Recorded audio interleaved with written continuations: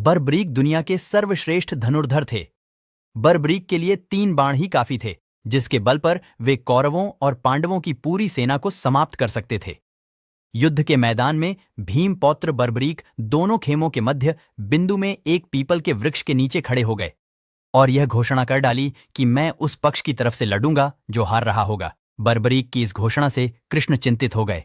भीम के पौत्र बर्बरीक के समक्ष जब अर्जुन तथा भगवान श्री कृष्ण उसकी वीरता का चमत्कार देखने के लिए उपस्थित हुए, तब बर्बरीक ने अपनी वीरता का छोटा सा नमूना मात्र ही दिखाया। कृष्ण ने कहा कि यह जो वृक्ष है, इसके सारे पत्तों को एक ही तीर से छेद दो तो मैं मान जाऊंगा। बर्बरीक ने आज्ञा लेकर तीर को वृक्ष की ओर छोड़ दिया। जब तीर एक एक कर सारे पत्तों को छेदता जा रहा था, उसी दौरान एक पत्ता टूटकर नीचे गिर पड़ा। कृष्ण ने उस पत्ते पर यह सोचकर पैर रखकर उसे छुपा लिया कि यह छेद होने से बच जाएगा, लेकिन सभी पत्तों को छेदता हुआ वह तीर कृष्ण के पैरों के पास आकर रुक गया। तब बर्बरीक ने कहा कि प्रभु, आपके पैर के नीचे एक पत्ता दबा है, कृपया पैर हटा लीजिए, क्योंकि मैंने तीर को सिर्फ पत्तों को छेदने की आज्ञा दे रखी है, आपके पैर को छेदने की नहीं। उसके इस चमत्कार को देखकर कृष्ण चिंतित हो गए। भगवान श्री कृष्ण यह बात जानते थे कि बर्बरीक प्रतिज्ञावश हारने वाले का साथ देगा। यदि कौरव हारते हुए नजर आए तो फिर पांडवों के लिए संकट खड़ा हो जाएगा, और यदि जब पांडव बर्बरीक के सामने हारते नजर आए तो फिर वह पांडवों का साथ देगा। इस तरह वह दोनों ओर की सेना को एक ही तीर से खत्म कर देगा। तब भगवान श्री कृष्ण ब्राह्मण का भेष बनाकर सुबह बर्बरीक के शिविर के द्वार पर पहुंच गए और दान मांगने लगे। बर्बरीक ने कहा, मांगो ब्राह्मण, क्या चाहिए? ब्राह्मण रूपी कृष्ण ने कहा कि तुम दे न सकोगे। लेकिन बर्बरीक कृष्ण के जाल में फंस गए और कृष्ण ने उससे उसका शीश मांग लिया। बर्बरीक द्वारा अपने पितामह पांडवों की विजय हेतु स्वेच्छा के साथ शीश दान कर दिया गया। बर्बरीक के इस बलिदान को देखकर दान के पश्चात श्री कृष्ण ने बर्बरीक को कलयुग में स्वयं के नाम से पूजित होने का वर दिया। आज बर्बरीक को खाटू श्याम के नाम से पूजा जाता है। जहां कृष्ण ने उसका शीश रखा था, उस स्थान का नाम खाटू है। बता दें कि बर्बरीक पूर्व जन्म में सूर्यवर्चा नामक यक्षराज था।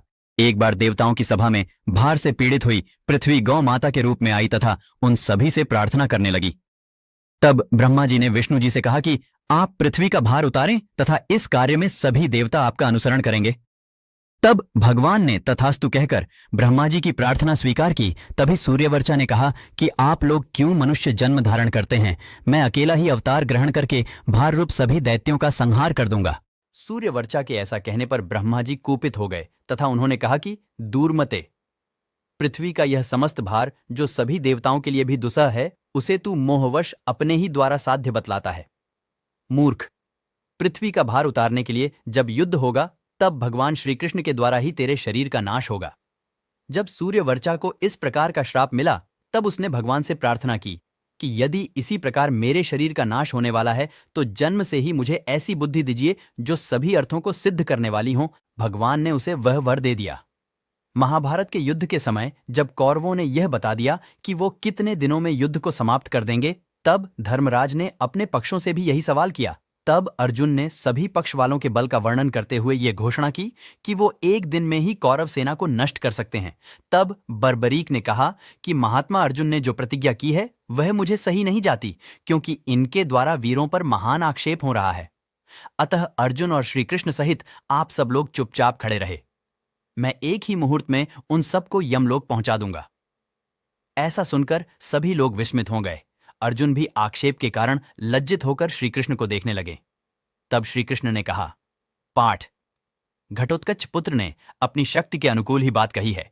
तथा उन्होंने बर्बरीक से पूछा कि वत्स, तुम किस प्रकार कौरव सेना को इतने कम मुहूर्त में मौत के घाट उतार दोगे? तब उसने एक बाण उठाया और उसमें लाल रंग की भस्म भरी तथा उसे छोड़ दिया। उस बाण से जो भस्म गिरा वो दोनों सेनाओं के मर्मस्थलों पर गिरा। केवल 5 पांडव, कृपाचार्य और अश्वत्थामा के शरीर से उसका स्पर्श नहीं हुआ। आप लोगों ने देखा, इस बाण से मैंने सभी लोगों के मर्मस्थलों का निरीक्षण किया है।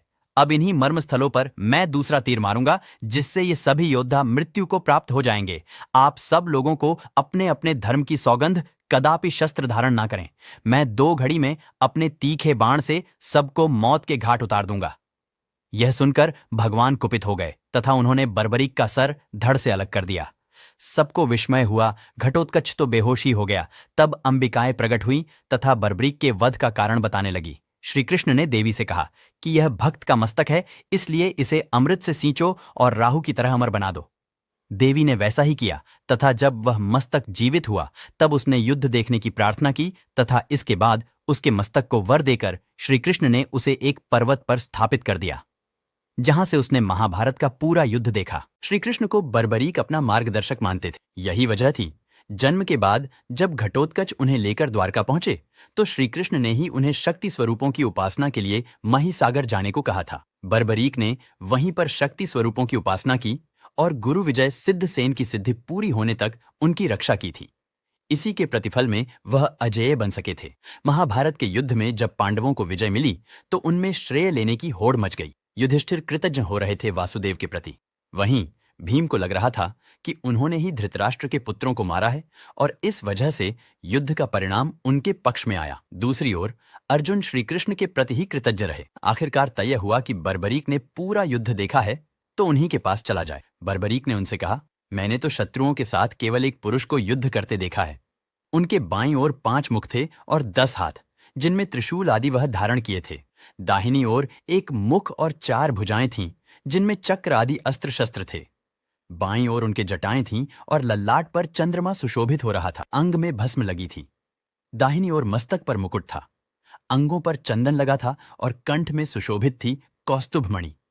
उस पुरुष को छोड़कर कौरव सेना का नाश करने वाले दूसरे किसी पुरुष को मैंने नहीं देखा। बर्बरीक के बताने के बाद सभी का भ्रम टूटा गया और उन्हें सच्चाई भी पता चली कि इस संसार में सभी प्राणी श्री कृष्ण का ही अंश है। श्री कृष्ण ने इसके बाद बर्बरीक को कलयुग में उनके नाम यानी श्याम के नाम से पूजे जाने का वरदान दिया और उनके शीश को रूपवती नदी में प्रवाहित कर दिया। यही बर्बरीक बने खाटू श्याम। माना जाता है कि कलयुग आने के कई साल बाद बर्बरीक का शीश एक नदी में पाया गया, जिसे राजस्थान के सीकर जिले में श्याम कुंड के पास दफना दिया गया। जिस जगह पर इसे दफनाया गया उस स्थान को खाटू नाम से जाना जाने लगा। कहते हैं कि जहां शीश दफनाया गया था उस जगह जब गायें जाती तो उनके थन से दूध रिसने लगता। जब स्थानीय ग्रामीणों ने उस जगह को खोदकर देखा तो उन्हें एक सिर मिला।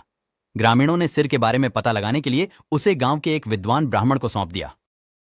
इसी बीच उस स्थान के राजा रूप सिंह चौहान को स्वप्न में खाटू श्याम ने दर्शन दिए और जहां उनका सिर मिला था वहां एक मंदिर बनाने की बात कही। राजा ने आदेश का पालन किया, मंदिर का निर्माण कराया और फाल्गुन शुक्ल एकादशी को खाटू श्याम की प्रतिमा स्थापित करवाई। चूंकि जहां सिर मिला उस जगह को खाटू नाम से जाना जाता था, इसलिए बर्बरीक को खाटू श्याम कहा जाने लगा। राजस्थान के अलावा देश के कई हिस्सों में खाटू श्याम के मंदिर हैं। यही नहीं, नेपाल, पाकिस्तान, थाईलैंड और ऑस्ट्रेलिया में भी खाटू श्याम के प्रसिद्ध मंदिर हैं।